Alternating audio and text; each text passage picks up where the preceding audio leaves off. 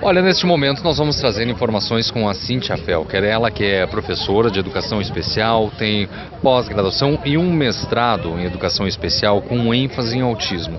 É uma das pessoas hoje no município de Cruz Alta e na região com um grande conhecimento na área do autismo. Cíntia, em primeiro lugar, bom dia. Bom dia, Rosana. Cíntia, por que autismo um jeito de ser? Porque autismo é uma maneira peculiar, você não vai encontrar duas pessoas com autismo iguais no mundo. Cada pessoa com autismo tem o seu jeito, as suas particularidades, ela é uma condição, ela não é uma doença, né, que a gente confunde muito isso.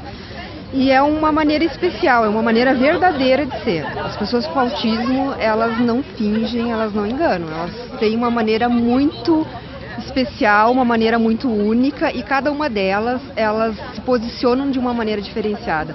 Você às vezes tem 5 ou 6 alunos com o mesmo diagnóstico dentro da sala de aula e nenhum é igual ao outro. E nenhuma das propostas que você vai trabalhar vai ser igual à outra, porque é uma maneira única de ser, é um jeito de ser. Tem uma necessidade grande de atenção e de percepção também por parte do educador para que tenha essa percepção do que aquele aluno gosta, do que ele não gosta, onde ele se adapta mais. Sim, essa é uma briga antiga, né? Porque não é só a questão da boa vontade, a gente tem que também ter, tá muito ciente que a questão do conhecimento é importante, porque para você poder adaptar um projeto de trabalho, ou mesmo fazer uma estruturação da vida dessa criança, desse adolescente ou desse adulto, você vai ter que estar munido de conhecimento para poder oferecer o que tem de melhor, né? Você vai montar uma estrutura que seja adequada àquela pessoa, o protagonismo é dele. Não é o protagonismo da escola. A escola tem que oferecer uma metodologia, um método específico que se adapte àquela pessoa, àquele jeito de ser. Então você tem que pensar em como ele é e aonde ele vai poder chegar. E de acordo com isso você estruturar toda uma proposta em cima disso, né? Cíntia, existe um desafio muito grande dentro das políticas públicas de educação, principalmente da educação especial, que é na própria formação e no oferecimento aos professores de ter uma pós, de ter uma especialização nas mais variadas hipóteses de alunos especiais. Faz falta isso, porque quando se fala em educação, a gente está falando justamente também na formação do professor e nas oportunidades que esse professor tem. Sim. Hoje, quem quer fazer uma pós, um mestrado, tem que correr atrás com unhas e dentes.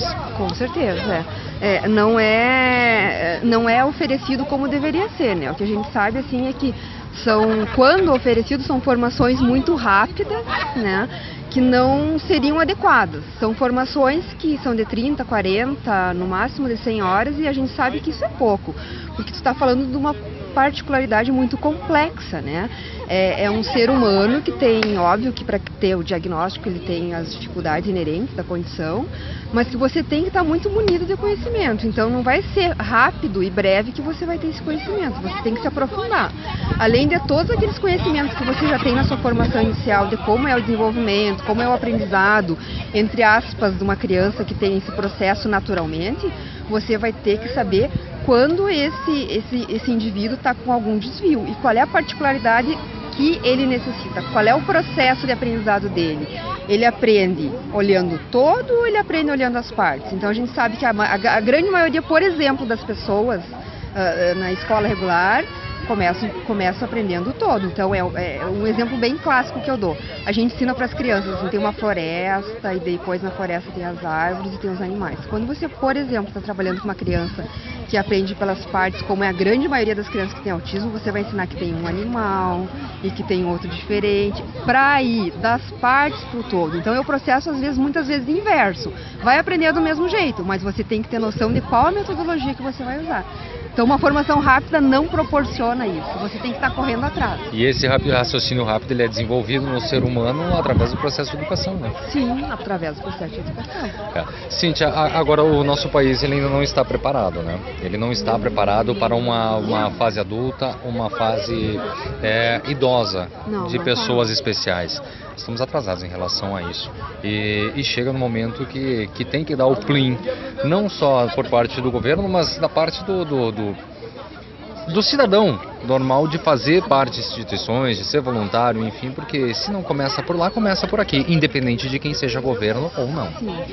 A gente ainda está assim, embora o país seja super avançado em questão de legislação, que o nosso isso a gente não tem dúvida, isso não se concretiza no cotidiano dessas pessoas, né? O que a gente vê assim, é um certo abandono depois de uma certa fase.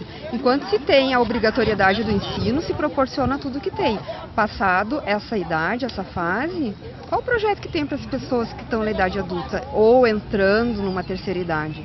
E que estão aí, que precisam de atendimento, porque a gente sabe que uma pessoa, quando consegue atingir um certo nível de independência, pode ter a sua vida tranquila, mas muitas outras não vão atingir esse certo nível de independência e precisa sim de um acompanhamento contínuo até o resto da vida.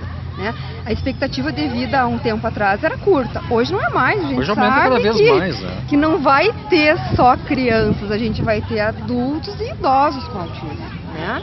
Até porque o autismo muitas vezes não tem uma característica de comprometimento físico, né? Então você vai ter uma pessoa que pode durar muitos anos. E como fazer com essa criança? Como fazer com esse adulto e como fazer com esse adolescente? Então, a estrutura ainda é muito precária. As associações são o que tem de melhor. Em termos governamentais a gente não tem nada. Não tem. Quando tem é muito pouco e muito específico e geralmente em grandes centros. Cidades pequenas não se vê muito isso. Eu perguntei isso porque eu tenho pesquisado bastante para saber no Brasil onde tem, por exemplo, a gente fala em lar de idosos, enfim, mas eu não vi ainda um lar para pessoas especiais. E os pais acabam envelhecendo também, né?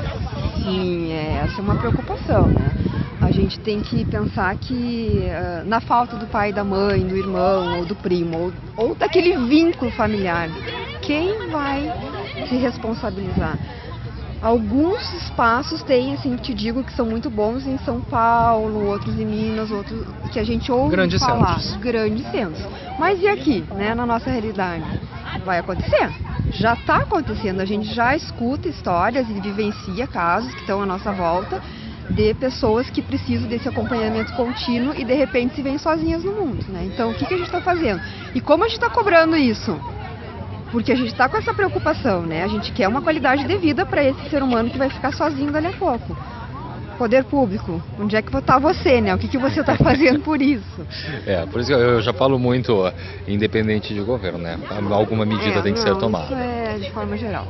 Cíntia, eu quero agradecer a sua participação, que esteja mais vezes conversando conosco no programa Autismo Jeito de Ser. Obrigada, Rossano, pela oportunidade. Um abraço. Obrigado.